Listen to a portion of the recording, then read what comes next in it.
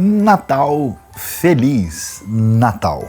Lucas capítulo 2 conta a história mais bonita de todos os tempos. Lá nós ouvimos o texto dizer em alto e bom som que na cidade de Davi hoje nasceu Cristo, o Senhor, o Salvador. E o texto prossegue e diz que eles haveriam de encontrar o bebê envolto em panos numa manjedoura.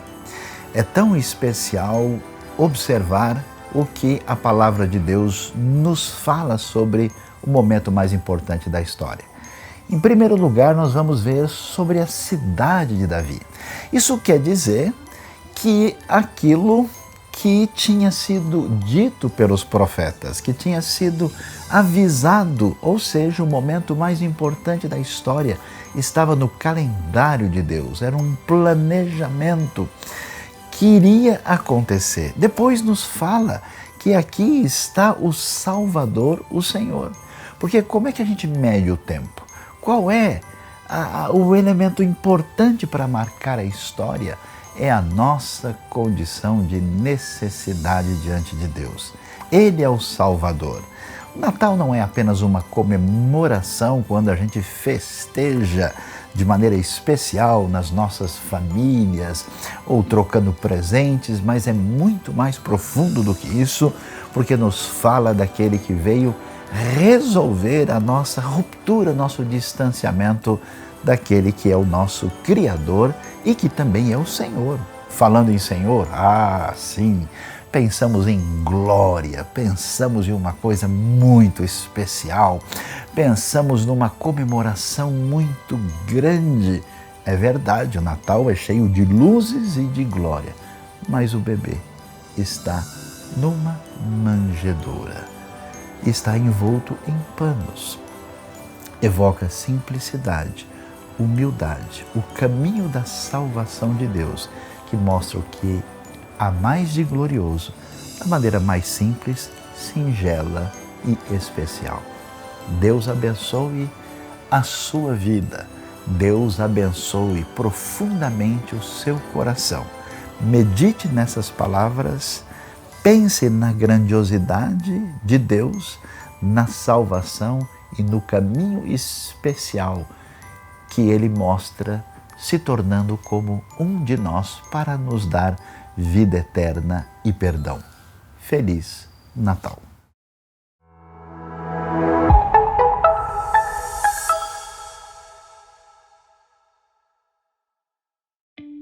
Olá, família IBNU. Olá! Oi! Tudo bom? Isaías capítulo 9, verso 2 diz: "E o povo que andava em trevas viu uma grande luz. Sobre os que viviam na terra da sombra da morte, raiou uma luz." E o verso 6 diz: "Porque um menino nos nasceu, um filho nos foi dado, e o governo está sobre seus ombros. Ele será chamado Maravilhoso Conselheiro, Deus Poderoso, Pai Eterno, Príncipe da Paz." Jesus nasceu! Vem celebrar conosco! Vem! Celebrar conosco.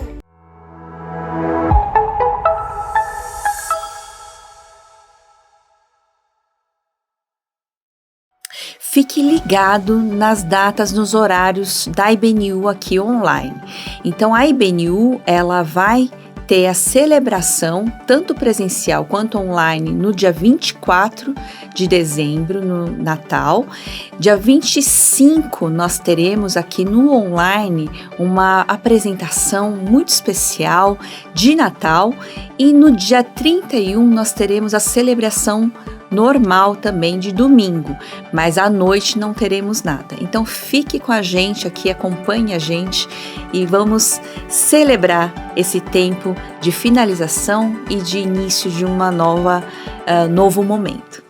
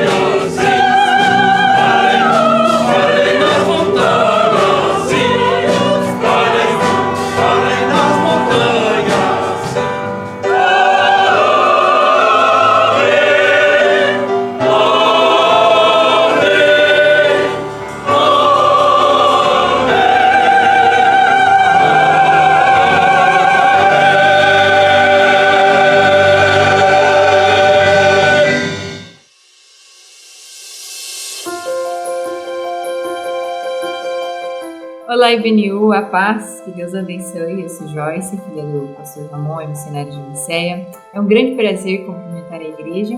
Queremos agradecer a Deus por este ano, pelo trabalho que a IBNU tem nos ajudado a fazer aqui no Paraguai, por todo o alcance que tem sido no reino de Deus, todos os projetos. Agradecer ao pastor Saião e a irmã Suzy pela iniciativa do seminário, que tem sido de grande bênção e nós temos visto muitos frutos. Agradecemos a cada pessoa que durante todo esse ano caminhou com a gente, nos apoiou, nos deu ajuda financeira, nos deu apoio emocional, nos deu um apoio de estar junto mesmo e a grande caminhada que tem sido durante todo esse ano aqui no Paraguai com a ajuda da IBNU. Nós agradecemos, somos gratos a Deus por essa igreja maravilhosa. Também o projeto da viagem missionária, o trabalho na escola. Deus levantou pessoas muito especiais realmente para estar com a gente aqui durante este ano e tem sido de grande bênção e temos visto muitos frutos de diversas formas, pessoas já reagindo a todo o trabalho feito. Nós agradecemos a Deus por isso. Nós sabemos que não estamos sozinhos nessa caminhada. Deus colocou vocês do nosso lado para estar aí, para nos apoiar e nos dar esse empurrão durante o ano. Então, muito obrigada e que Deus abençoe cada um de vocês.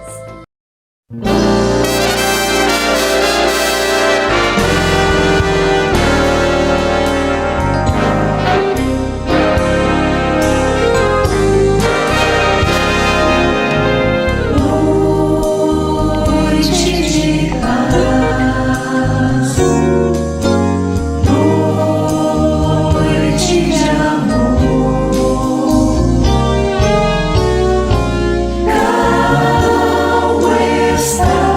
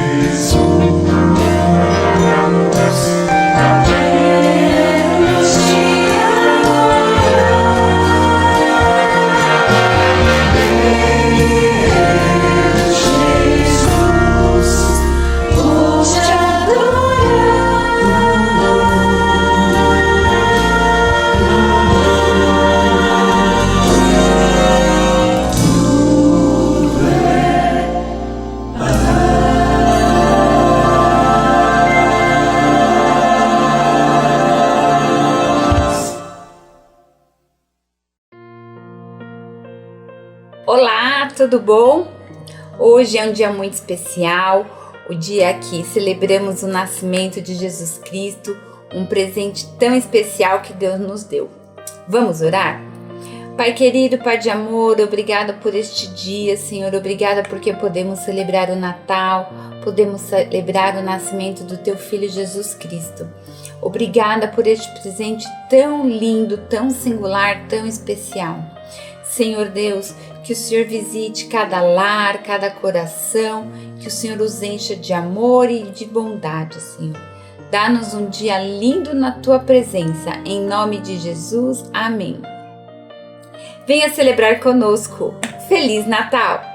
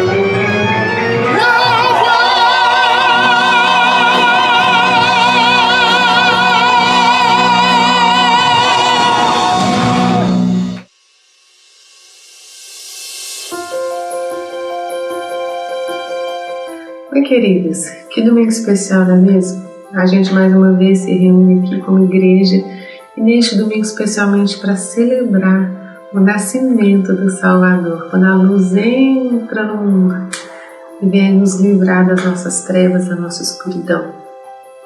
Vamos agradecer a Deus por isso? Deus querido Pai amado, muito obrigado, Senhor, por ter vindo ao nosso encontro. Na pessoa do seu Filho, o Senhor veio nos buscar, nos tomar de volta para si. Muito obrigado por isso, por não nos ter abandonado a nossa própria sorte, mas ter se importado conosco e ter vindo até aqui. Muito obrigado, Senhor. Obrigado pela tua igreja que se reúne nos 4 cantos da terra, em torno dessa manjedoura, em torno dessa cruz, em torno desse túmulo vazio, em torno da sua pessoa, da sua presença, para te adorar e celebrar os teus grandes feitos em nosso favor. Muito obrigado, Senhor, que cada irmão, que cada pessoa que escutar essa mensagem hoje, essa palavra que será ministrada, seja alcançada naquilo que precisa. Que essa palavra encontre em cada coração terreno fértil, que essa semente seja regada, que no tempo apropriado, no tempo certo, dentro do teu calendário, ela frutifique para o bem dessa pessoa e, sobretudo, para a glória do seu nome. Que seja assim, Senhor Deus, para que o Senhor seja exaltado como o Senhor merece. Em nome de Jesus, é como nós te pedimos, com a intercessão do teu doce Espírito. Amém.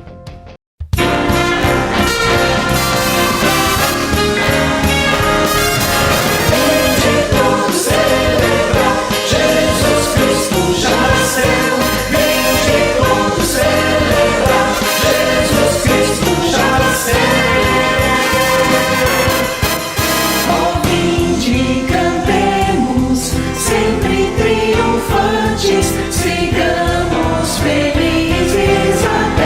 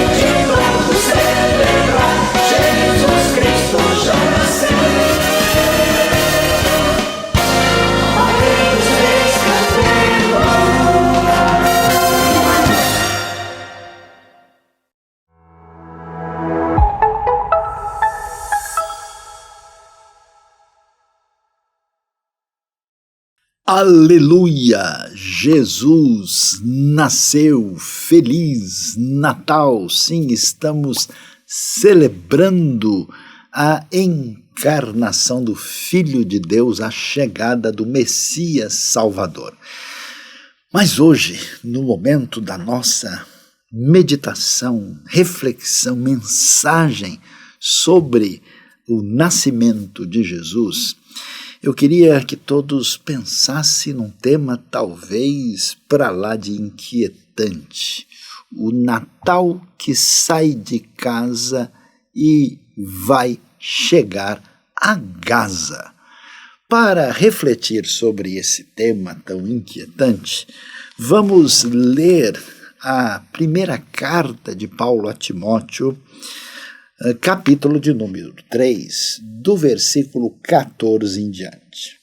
E o texto da Bíblia diz o seguinte: escrevo-lhe estas coisas, embora espere ir vê-lo em breve, Mas se eu demorar, saiba como as pessoas devem comportar-se na casa de Deus, que é a igreja do Deus vivo, coluna e fundamento da verdade.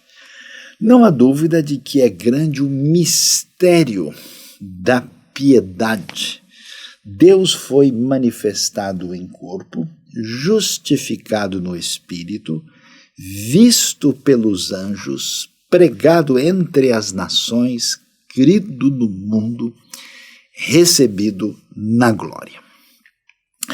Quando nós pensamos na pessoa de Jesus, muita gente talvez tenha uma ideia um pouco confusa a respeito de Jesus. Algumas pessoas entendem Jesus assim, especialmente como uma espécie de guru, né? Uma espécie de mestre espiritual, assim, que vivia numa dimensão acima da realidade do mundo comum, físico, de carne e osso.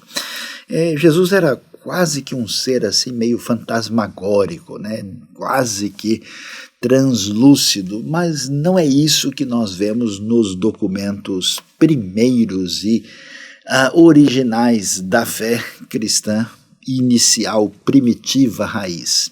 Outros veem Jesus assim como uma espécie de revolucionário, né? Alguém que estava, na verdade, tentando ali uma articulação política, tentando fazer alguma coisa para iniciar um movimento contra os romanos, e tinha lá um grupo de seguidores e acabou sendo preso por Roma e a coisa terminou ali mesmo, né? Outras pessoas veem Jesus, vamos dizer, apenas como uma espécie de ativista pacifista. Jesus estava lá simplesmente tentando conversar com todo mundo e chegando a uma situação em que ele evitava todo e qualquer conflito ou discussão. E é interessante que, olhando o próprio contexto do Novo Testamento, nós não vemos isso. A Bíblia é clara. Jesus aparece de maneira muito nítida como aquele que é descrito como profeta, como sacerdote, como rei, como Messias esperado da casa de Davi, e também como Emanuel, como Deus entre nós, e como aquele que veio trazer salvação, estabelecer de volta a plena conexão e comunhão com Deus e estabelecer o seu reino, que começa na vida pessoal, individual, inclusive internamente na vida de cada pessoa, na sua consciência, no seu entendimento, nas suas emoções mais profundas, e assim esse reino de Deus se estende numa grande missão que se espalha por todo o mundo e terá o seu desfecho na volta real, literal, verdadeira de Cristo Jesus, nosso Senhor.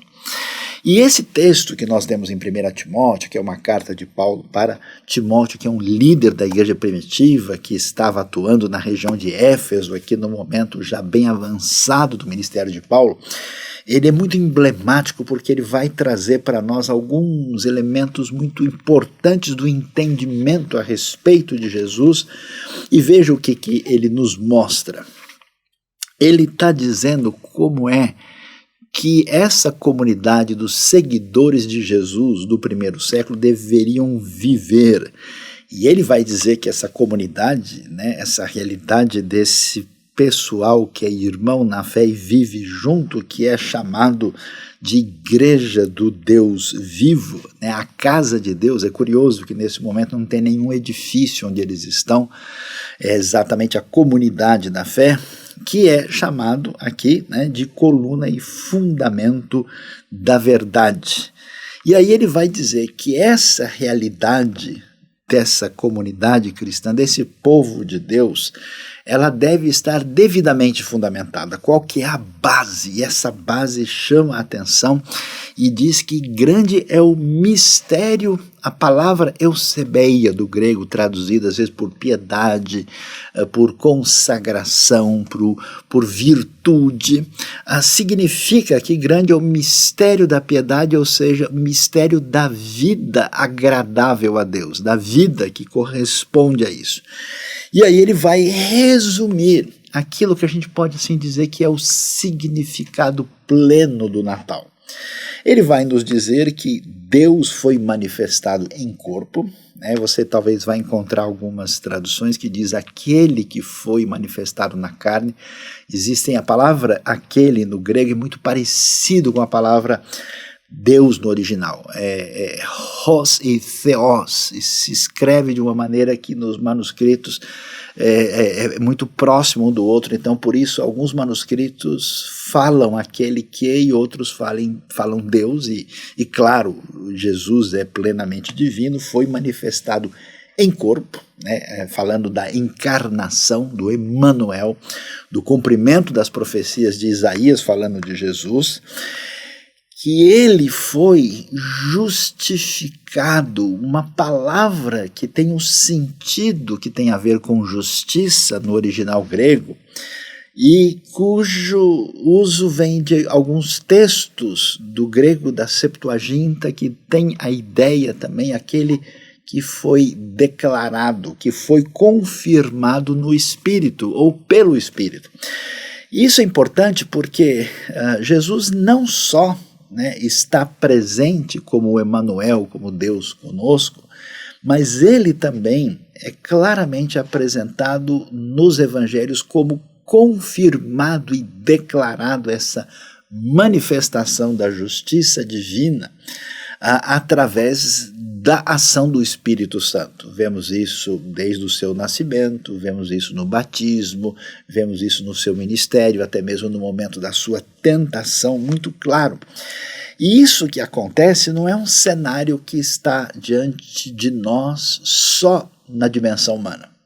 O texto bíblico, é claro, vai dizer que Jesus foi visto ou contemplado, percebido pelos anjos, quer dizer que a cena da intervenção divina, aquilo que envolve o Natal, o nascimento e a continuação, o ministério do Messias esperado, é algo que está no radar dessa dimensão do mundo que nós não vemos e é real, o mundo espiritual, o mundo que envolve os anjos. E como nós já temos aqui uma grande expansão do Evangelho, ele foi pregado entre as nações. Claro, Timóteo está lá em Éfeso, temos aqui já muitos, milhares de seguidores de Jesus em vários lugares desse ambiente do Império Romano, e Paulo está dizendo, que essa realidade que começou ali naquela noite em Belém, na esfera da realidade ali humana na terra de Israel, nós vamos ver ele pregado entre as nações, crido no mundo, claro, porque em vários lugares não só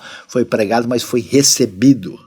Muitos estavam ali manifestando a sua fé, a sua confiança e finalmente recebido na glória. O Cristo Jesus anunciado também subiu aos céus até que depois ele venha retornar para a verdadeira manifestação plena do reino de Deus na segunda volta de Cristo. Então, olhando para isso, a gente vê que a característica desse Natal é algo essencialmente, a gente pode dizer assim, inusitado.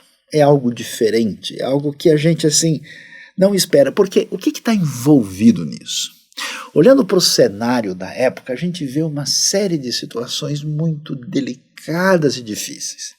A gente tem o povo de Deus desde o exílio da Babilônia, povo que conhecia o Deus único, Israel, numa situação debaixo de domínio de babilônios, depois de persas, depois de gregos, um pouquinho de relativa independência, agora sob os romanos, um cenário de injustiça, um cenário até de divisão interna entre o povo, um cenário de corrupção religiosa e governamental. Estamos na época terrível do domínio da família herodiana, estamos num contexto, num cenário muito complicado, então existe aquela coisa de será que a salvação vai chegar? Será que a intervenção divina vai vir? Quando é que a gente vai ver a justiça, o triunfo da misericórdia divina? Quando é que vai chegar a salvação? Todo esse momento atribulado, difícil está ali. E o curioso é que a manifestação desse agir divino na direção de salvação, ela vem de maneira, vamos dizer assim, completamente surpreendente e inusitada. E isso começa, né, com algo que assim, o pessoal talvez nem estivesse prestando muita atenção. Começa quando a gente lembra do texto que está lá num profeta pouco lido, pouco conhecido, que é exatamente o profeta Miqueias, contemporâneo de Isaías, do final do século 8 a.C., lá em Judá, quando, no momento de grande dificuldade no Reino do Sul, que eles escaparam de serem totalmente destruídos pelos assírios, Miqueias vai falar de esperança futura, particularmente no capítulo 4, e quando ele entra no capítulo 5, verso 2, assim, é muito lembrado, muito conhecido, inclusive nos textos mais importantes do nascimento de Jesus, que estão em Mateus capítulo 1 e 2 e Lucas capítulo 1 e 2, nos dois evangelhos aí que são dedicados a essa descrição mais detalhada, nós lemos a grande profecia de Miqueias 700 anos antes de Cristo. E ela diz: Mas tu, Belém Efrata, embora pequena entre os clãs de Judá, de ti virá para mim aquele que será o governante sobre Israel. Suas origens estão no passado distante, em tempos antigos. Então essa ideia de que o governo, a esperança do rei davídico, aquele que estaria ligado a essa tradição que envolvia a esperança do reino divino, do governo divino, essa expectativa messiânica estava ligado à cidade pequena, aldeiazinha de Belém. E aí nós começamos a ver esse elemento bastante inusitado que envolve a realidade do primeiro Natal. Que coisa diferente é essa? E aí vale a pena a gente prestar atenção e ver algumas coisas assim que chamam a nossa atenção quando a gente pensa sobre essa realidade. Primeira coisa que chama a atenção é exatamente a gente ver o destaque para a cidade de Belém. E não só a cidade de Belém, mas é uma pequena aldeia que os textos bíblicos, particularmente Lucas, vão dar atenção, mas dão atenção ao que é aos campos ali. Se a cidade já não é grande coisa, é uma pequena aldeiazinha, imagine o que são os campos onde estão os pastores. Então a cena daquilo que envolve a grande expectativa da intervenção divina para fazer tudo aquilo que a gente vê proclamado na grande realidade do que significa a pessoa de Jesus, ela chega de maneira inusitada. E chega de maneira inusitada de modo que, em vez dela ocupar o espaço que a gente esperaria, por exemplo, em Jerusalém, ou no templo de Jerusalém, ou em algum ambiente que fosse destacado, não. O que aparece no cenário é exatamente Belém Efrata, em total oposição a tudo que a gente poderia imaginar. Agora, é curioso que a gente olha para esse cenário e vê algo que ainda chama mais atenção. Nesse ambiente da pequena Belém, nós temos uma realidade que domina o mundo. E que domina o mundo é o Império Romano. A gente lembra lá da citação de César Augusto, logo no começo de Lucas 2, e a gente vai ouvir falar também da realidade daqueles magos que vêm do Oriente. E a gente não sabe disso. Mas a verdade é que esse mundo antigo, ele está debaixo de dois grandes poderes. Um que a gente conhece bastante, que é o Império Romano. Nessa época aí nós temos a época do exatamente imperador César Augusto. Mas o grande conflito do Império Romano é exatamente com o chamado Império Parto. O Império Parto era o Império Persa. Lembre-se de que a terra de Israel, antes de ser dominada pelos romanos e pelos gregos, foi dominada pelos persas. desde a época do rei Ciro, em 538 a.C. E esse Império Persa, logo um pouquinho depois que terminava a realidade do domínio romano na terra de Israel, logo depois começava, vamos dizer, a fronteira com esse Império Parto. E esse império se estendia de tal maneira que ele ia até a fronteira com a Índia. É conhecido na história, inclusive, as derrotas romanas para os partos. Olha que coisa interessante. Além de estarmos num cenário do grande domínio romano, estamos no cenário do grande poder do Oriente, ou seja, todo o poder globalizado em volta está presente. E é curioso por quê? Porque nesse mesmo cenário nós temos a chegada dos magos, que são sábios que vêm lá do Oriente. E a tradição vai tentar dizer que um chamava-se Baltazar, o outro Melchior, o outro Gaspar, são nomes que surgiram depois, aliás, que são muito celebrados na tradição da Igreja Oriental, na região, e nós não temos nenhuma sugestão clara que eles fossem reis, mas é curioso, porque quando nós abrimos o texto de Isaías capítulo 60 e lemos ali versículos 1, 2 e 3, se fala de reis que viriam, né, reconhecendo a anunciação daquilo que vinha, da bênção de Deus, e por isso muita gente faz essa conexão que talvez eles tivessem alguma relação com isso, e a tradição reservou a ideia de que possivelmente cada um deles vinha de um pano de fundo diferente. Talvez um fosse de perfil árabe, outro fosse lá da região babilônica, outro persa mesmo, mas todos estão de acordo que eles vêm daquilo que era identificado com a antiga Pérsia. Isso é tão significativo que no ano 614, os persas invadiram a terra de Israel, fizeram uma destruição, e quando chegaram em Belém e viram ali a chamada Igreja da Anunciação e viram a decoração com aquilo que mostrava, né, roupas persas na referência aos famosos três magos, eles preservaram a igreja, pois identificaram uma similaridade. Que coisa interessante e curiosa. Mas nessa história toda, o que a gente vê? Algo que chama a atenção de maneira muito especial. Porque da onde vem a intervenção, a ação divina para lidar com os dramas mais profundos da humanidade que atinge Israel, nem de Roma e nem da Pérsia. Não vem de sábios religiosos que se encontram nem mesmo na terra de Israel, mas nós vamos o quê? Ver magos estrangeiros que vêm, né, simbolizando uma realidade que representa o contraponto do domínio do mundo para reconhecer que algo diferente aconteceu. É interessante essa história porque ela traz para a gente ainda mais alguns elementos que chamam a atenção.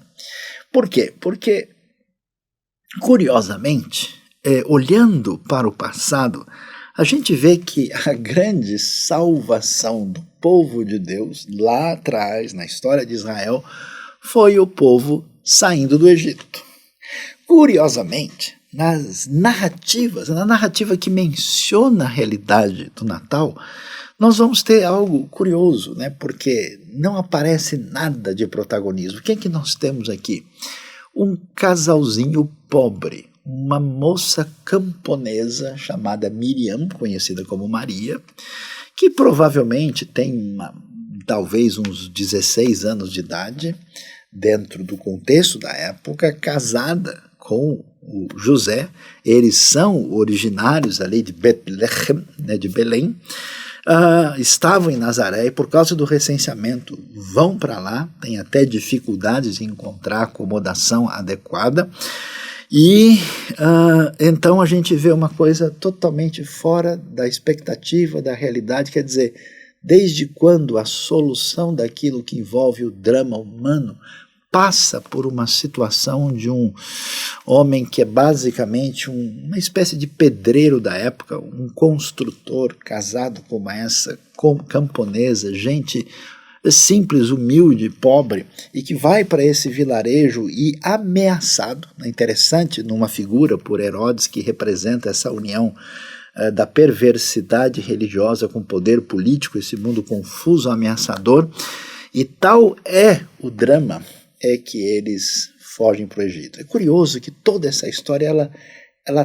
traz para a gente uma memória antiga. Que memória é essa? A memória da ameaça que alcança a vida. E essa ameaça era lembrada lá atrás, porque o povo ia ser destruído no Egito. Curiosamente, fugiu do Egito. Agora nós temos Jesus e a família, Maria e José, ameaçados no ambiente onde tantas crianças morreram através da ação perversa de Herodes o Grande. E eles vão no caminho indo para o Egito. Não é curioso, né? A gente conhece a história da salvação que saiu do Egito para a Terra Prometida, agora a gente tem um caminho inverso que está indo para a Terra Prometida. E nessa ação de alianças perigosas do mal, a gente lembra que o Herodes parece com o faraó.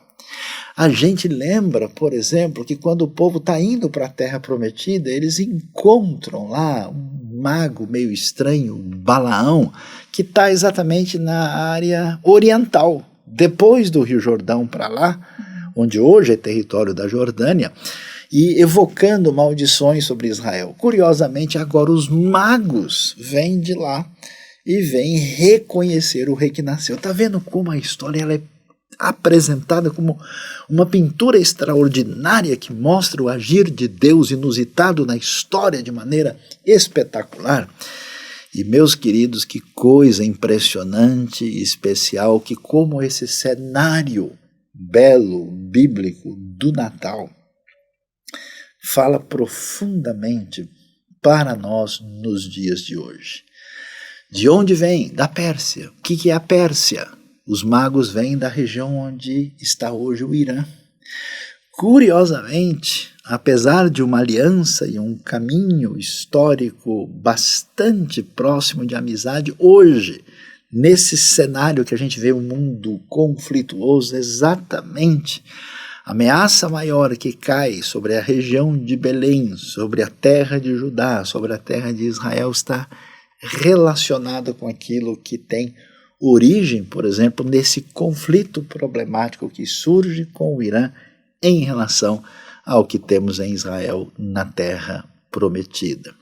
Curiosamente, nós temos uma força militar bruta que domina o mundo, que é o Império Romano, e aí um conflito acentuado surge nesse cenário onde milhares de crianças inocentes vão perder a vida no cenário em quando a salvação está chegando. É impressionante como essa realidade tem estado presente nos dias de hoje e nos últimos anos, naquele cenário, no ambiente onde nós tínhamos toda a expectativa de paz, mas enquanto o reino não chega na sua plenitude, nós temos essa turbulência problemática que envolve conflitos, que tira a vida das pessoas. Que realidade surpreendente, que paralelo significativo que a gente encontra de maneira profunda, especial e até fatal quando recordamos o cenário primeiro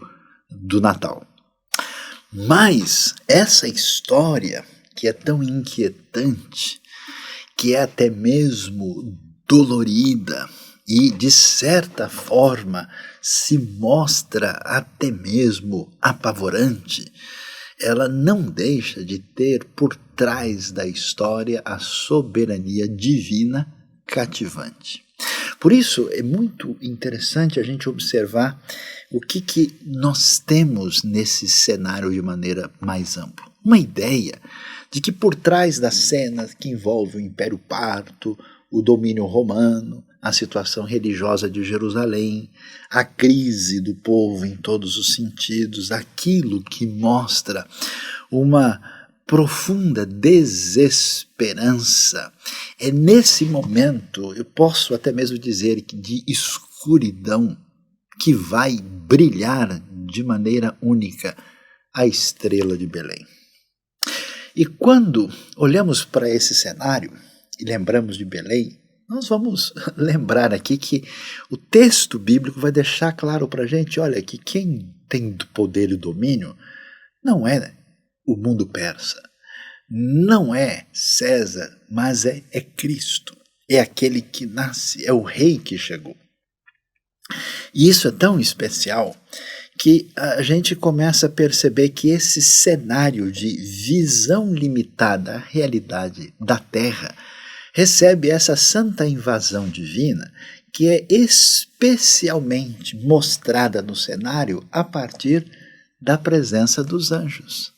Esses anjos que surgem cantando, esses anjos que surgem celebrando, esses anjos que fazem parte dessa grande apresentação de Natal, que tem como aqueles que estão aí participando e, vamos dizer, assistindo à grande cantata, que são os pastores dos campos de Belém, mostra aqui para a gente que por trás de um cenário que parece ser determinante a partir daquilo que se pode ver no ambiente político, religioso, existe um cenário da perspectiva divina que de fato determina a história de modo especial.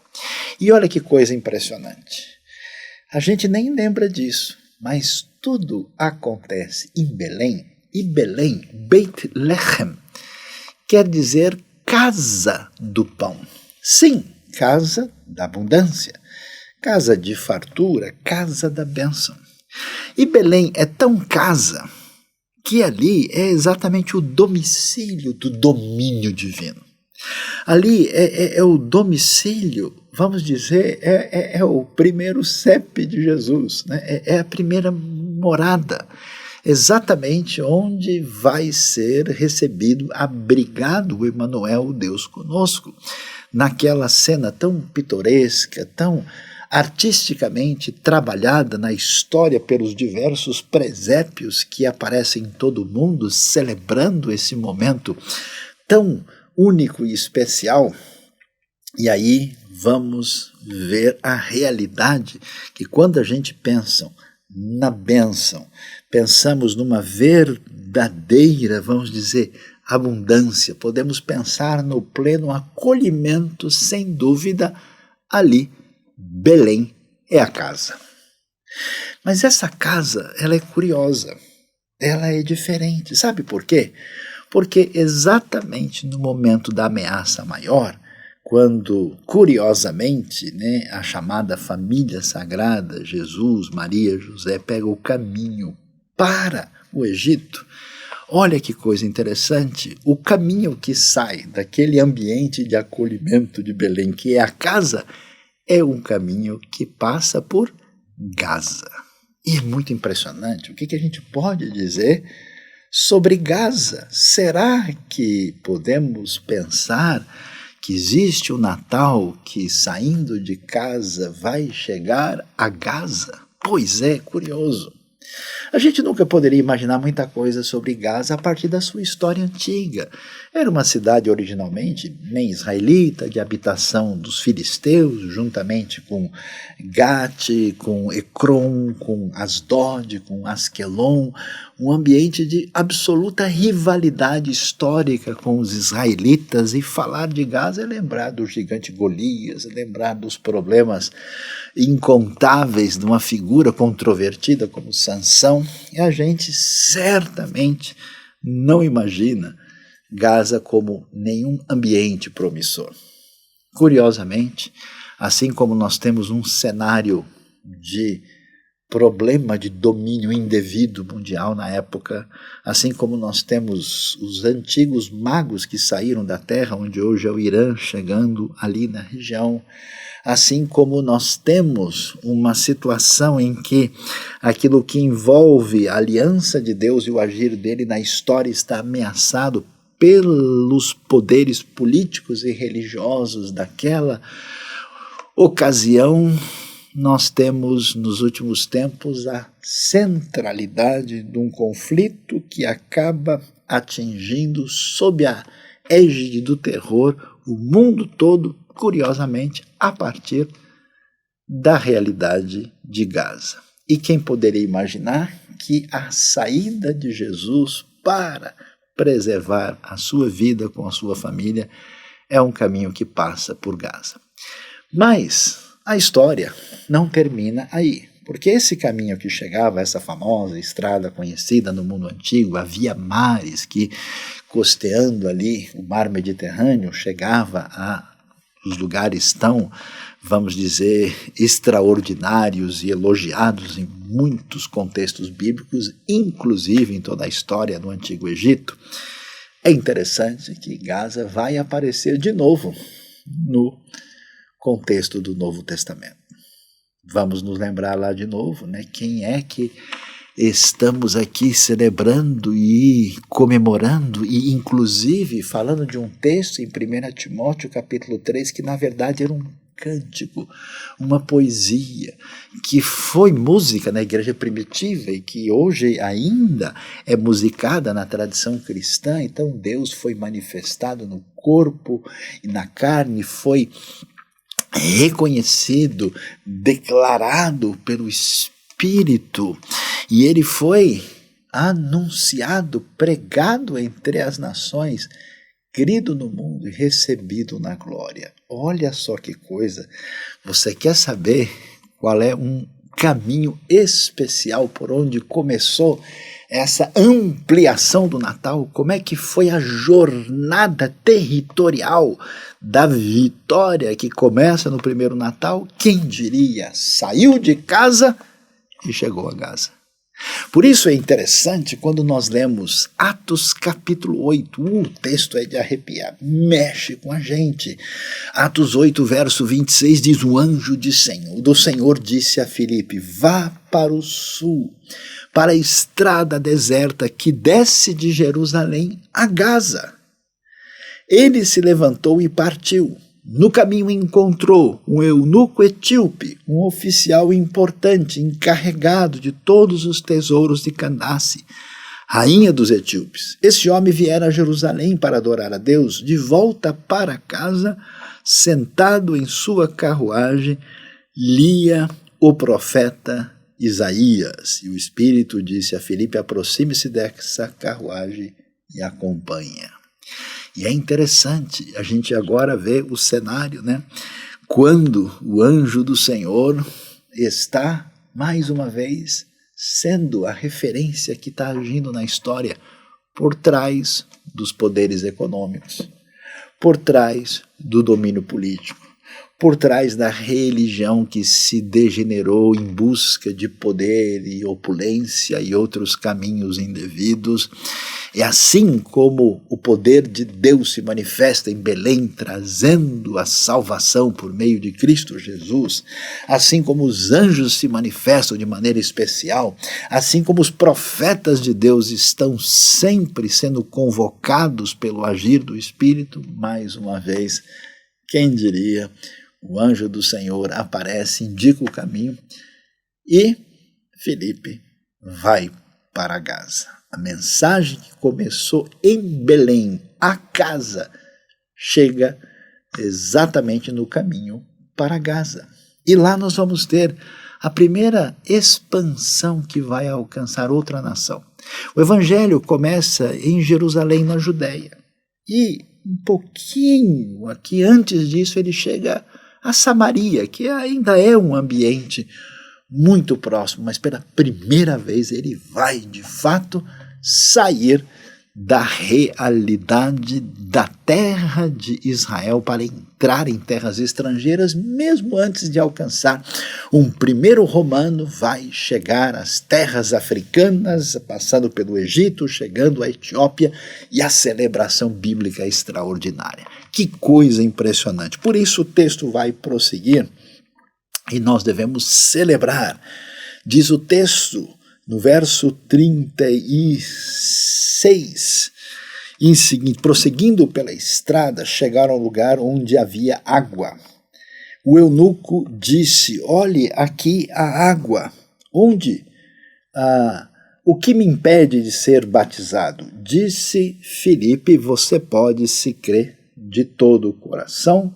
O eunuco respondeu: creio que Jesus Cristo é o Filho de Deus. E assim nós temos a referência. Assim, ele deu ordem para parar a carruagem, e então Filipe e o eunuco desceram a água e Filipe o batizou. Quem poderia imaginar esse cenário absolutamente inesperado? Esse cenário absolutamente inusitado, que a gente nunca poderia imaginar. Nós vemos o agir de Deus passando por um caminho. A gente não sabe até hoje onde exatamente o eunuco foi batizado. Alguns sugerem que foi talvez na estrada que saía de Jerusalém. Lembre-se que Jerusalém é do ladinho de Belém, é uma coisa assim em torno de uns 8 quilômetros. Talvez um pouquinho depois, outros acham que talvez foi um pouco mais para frente, na região onde hoje está o Vale de Elá, e alguns, até com bastante possibilidade e razão, sugerem que isso aconteceu nas imediações mesmo de Gaza. Quem sabe um batismo ali na região bem ali onde está o mar.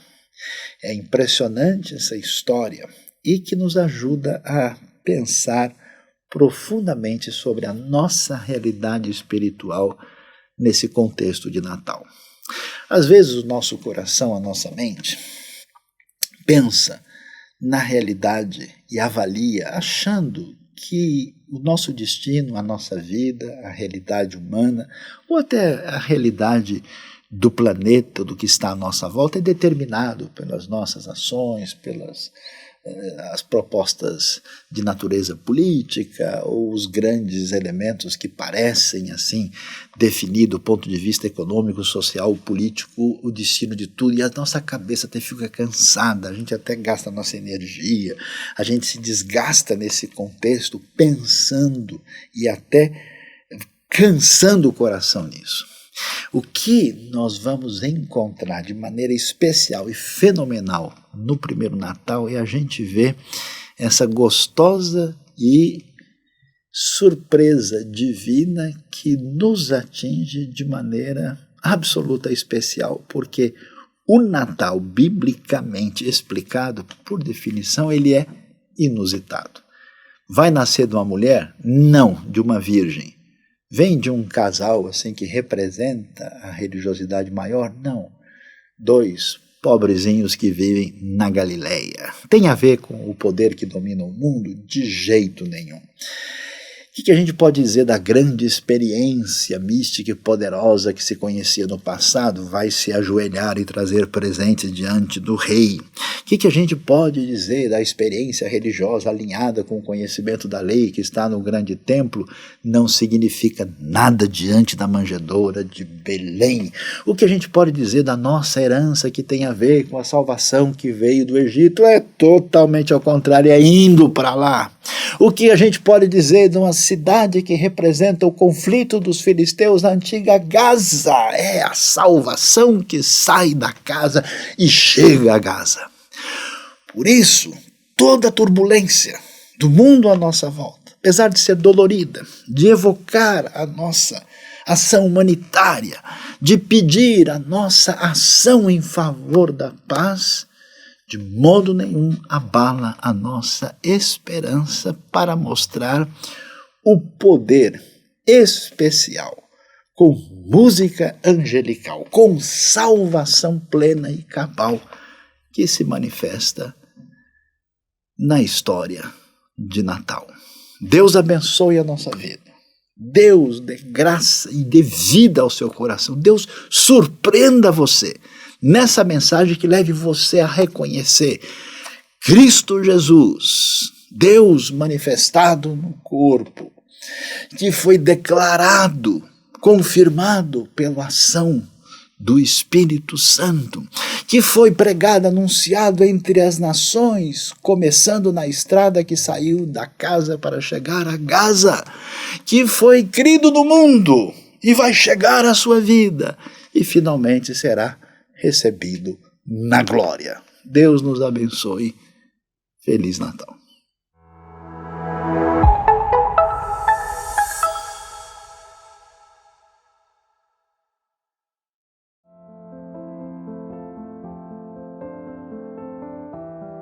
Campanha de gratidão, oferta de Natal IBNU.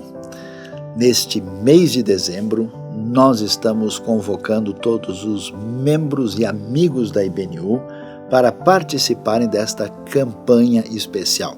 A IBNU apoia diretamente cerca de 50 projetos missionários, humanitários que têm a ver com o reino de Deus numa proposta clara, transparente, bíblica e fiel.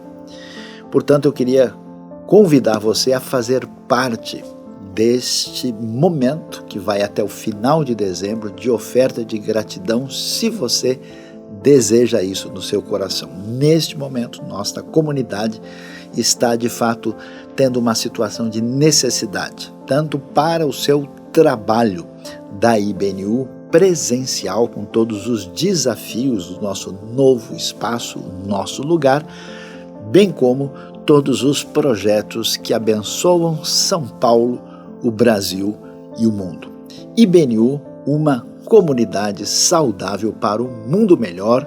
Nós agradecemos e contamos com a sua doação, colaboração, oferta para fazer diferença. Muito obrigado.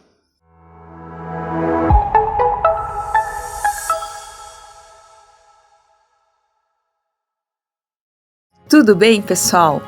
Vocês sabem que aprender nunca é demais, né? Principalmente quando a gente está aprendendo sobre a palavra de Deus, sobre a Bíblia. Então, você não pode perder, a gente não vai parar em nenhum momento.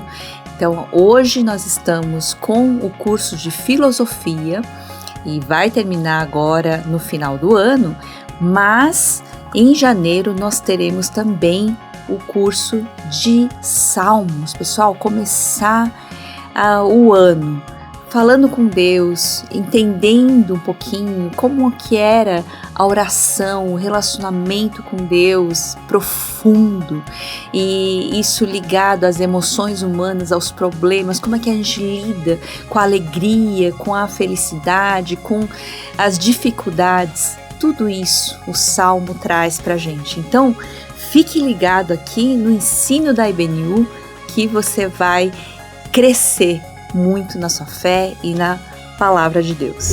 Olá, eu quero falar com você hoje sobre o Ministério dos Adolescentes aqui da IBNU. O Ministério é uma oportunidade muito grande para que o seu filho adolescente possa ter um relacionamento saudável com outros adolescentes que também têm buscado amar a Jesus e servir as pessoas. Nós temos reuniões todos os domingos, às 10 horas da manhã, no mesmo horário da nossa celebração presencial. E eu quero convidar você a fazer parte. E você, inclusive, pode, não só, e que é o que a gente quer, claro, que você traga o seu adolescente para fazer parte com a gente, mas também que você se envolva. Tem muitas oportunidades para que você possa fazer parte efetivamente, nos ajudando em muitas coisas dentro desse ministério. Se você quer saber mais um pouco sobre o Ministério dos Adolescentes, vem falar comigo, vamos trocar uma ideia. Olá, como é que você está? Quero falar um pouquinho com você agora sobre os nossos geeks. E o que é o nosso geek? GIC, Grupo IBNU para Comunidade. E o que a gente pretende com isso? A gente pretende que você tenha um ambiente acolhedor, um ambiente gostoso, um ambiente onde você possa conversar com outras pessoas a respeito daquilo que Deus tem feito na sua vida, ser abençoado por essas pessoas, abençoar também a vida delas e, como um pequeno grupo, poder pensar e agir em relação à sociedade, à comunidade que você está inserido, para que o reino de Deus possa se expandir em todo lugar. É por isso que eu quero convidar você a conhecer os nossos geeks, a conhecer aquilo que nós temos feito aqui na IBNU dentro desse propósito. E você é convidado não só a participar, mas de repente você tá aí falando assim, poxa vida, minha casa aqui poderia ser um ambiente onde pessoas pudessem vir aqui, pudessem se reunir. Eu gostaria de, inclusive, talvez liderar um pequeno grupo desses da IBNU. Vem conversar comigo. Eu quero poder trabalhar com você essa ideia, eu quero poder, de repente, treinar você e você ser uma grande bênção no reino de Deus. Topa? Chega junto! Muito bom estarmos juntos mais uma vez nessa celebração para o nosso Deus Todo-Poderoso. Então eu quero convidar, incentivar você a compartilhar, apertar o sininho. Pode ter certeza que o que você vai compartilhar pode mudar a história de uma pessoa. Nós contamos com a sua parceria para divulgar e fazer o nosso Deus conhecido.